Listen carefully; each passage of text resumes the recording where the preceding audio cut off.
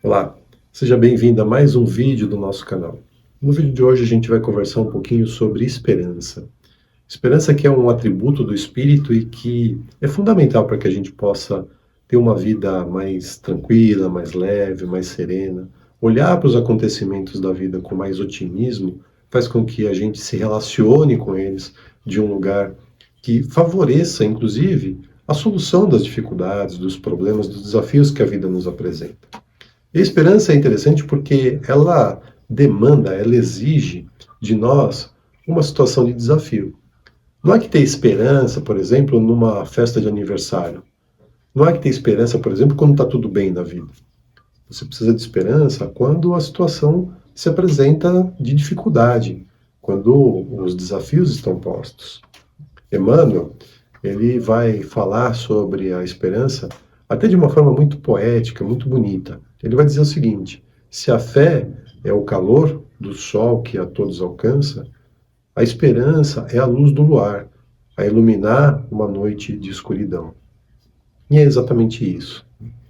Olhar para as situações da vida de uma perspectiva mais esperançosa é reconhecer, em certa medida, que todos nós vivemos em dois mundos diferentes: o mundo percebido e o mundo imaginado.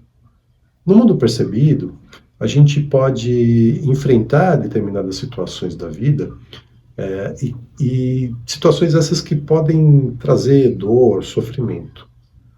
No mundo imaginado, a gente pode estabelecer uma relação com o mundo anterior completamente diferente. Para não ficar tão etéreo, vou dar um exemplo. Situação do mundo percebido. Perdi o emprego, fui demitido. Essa situação, ela muitas vezes causa medo, causa preocupação. Mas isso não está na situação em si, porque naquele momento em que eu perdi o emprego, o único dado da realidade é esse, que eu perdi o emprego. Já no mundo imaginado, a coisa é diferente. Quando a gente perde o emprego, na nossa imaginação, a gente pode criar um cenário completamente destrutivo. Eu posso imaginar, por exemplo, que eu vou ter as minhas contas vencendo, que eu vou atrasar o pagamento do meu condomínio, que vão cortar a luz, a água. No limite, eu posso imaginar que eu vou até passar fome. Mas será que isso é real? A diferença entre o mundo percebido e o mundo imaginado é que, enquanto no mundo percebido eu preciso de um tempo para poder ressignificar a minha relação com ele, então se eu perdi o emprego hoje, eu vou olhar para essa situação hoje de um jeito. Mas talvez daqui a um ano, daqui a uns 6 meses, daqui a um mês, eu olhe para aquilo de um outro jeito. Nesse momento eu posso estar achando que aquilo foi a pior coisa que poderia ter me acontecido, mas daqui a um mês, pode ser que eu esteja olhando para aquilo e dizendo: olha, graças a Deus que eu perdi o emprego. Já no mundo imaginado, não. No mundo imaginado a gente pode mudar a ideia, mudar o cenário instantaneamente. Eu posso agora parar de pensar que as minhas contas vão atrasar e que eu vou passar fome e passar a imaginar que a melhor coisa que aconteceu comigo foi perder o emprego, porque na semana que vem eu vou estar empregado, no emprego mais perto da minha casa, ganhando mais, e ainda vou poder usar o dinheiro da rescisão do emprego anterior para fazer uma viagem ou trocar de carro. Percebe? Mundo imaginado, mundo percebido.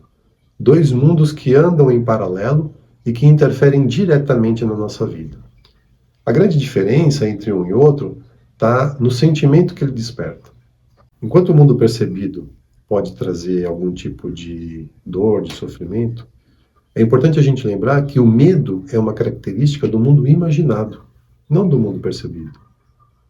O medo, a preocupação, a ansiedade, a angústia e a desesperança são características do mundo imaginado, que, como eu disse, pode ser alterado a qualquer momento. E para que a gente possa ter uma relação diferente nesse mundo imaginado, para que a gente possa ser mais esperançoso, para que a gente possa criar uma realidade mental nas nossas vidas, que vai depois obrigatoriamente se refletir na nossa realidade material, no nosso mundo percebido, a gente tem alguns instrumentos, alguns facilitadores para isso. O primeiro deles é a aceitação. Aceita que aquela situação está se colocando na sua vida. Dado da realidade, isso está acontecendo, ponto.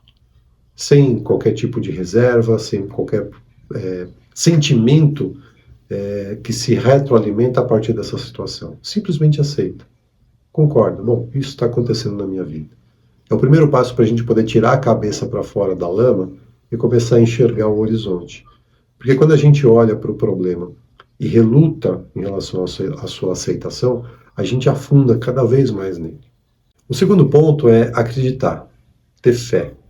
Tiago, no seu Evangelho, capítulo 1, versículo 6, diz o seguinte: peça, porém, com fé, em nada duvidando, porque aquele que duvida é semelhante à onda do mar, que é levado pelo vento e lançada de uma parte a outra. Jesus nos apresentou ensinamentos vários no seu Evangelho, e aí a gente pode se apegar a esses ensinamentos para saber que nada que acontece nas nossas vidas acontece por acaso, e nada que acontece nas nossas vidas acontece para o nosso mal. Nós temos um Deus soberanamente bom e justo. E se as coisas estão acontecendo nas nossas vidas, é para que a gente possa tirar dessas experiências aprendizados, para que a gente possa crescer, evoluir espiritualmente, evoluir intimamente, a partir das vivências que a vida nos apresenta. E o terceiro ponto, que é muito importante e que muitas vezes a gente negligencia com muita frequência, é a prece. Fazer uma prece é um ato de ligação com a nossa essência, com a nossa centelha divina. E a gente muitas vezes não utiliza esse recurso, essa ferramenta, da forma como deveria. E a gente não faz isso porque em algum momento a gente aprendeu que rezar é na hora que a gente vai se deitar ou de manhã quando a gente acorda. Quando na verdade não é isso. A prece é um instrumento para a gente usar no dia a dia, na hora que as coisas estão acontecendo, na hora de uma dificuldade, na hora de um desafio, na hora de uma discussão. É ali que a gente tem que lançar a mão da prece para poder voltar ao nosso eixo, para voltar à nossa compreensão da realidade de uma forma mais serena e mais alinhada com a espiritualidade que está sempre nos amparando, está sempre nos dando alicerce para as coisas. E muitas vezes a gente fecha as portas e não deixa essa espiritualidade atuar. É como a luz do sol, né? A luz do sol, ela banha todas as casas indistintamente.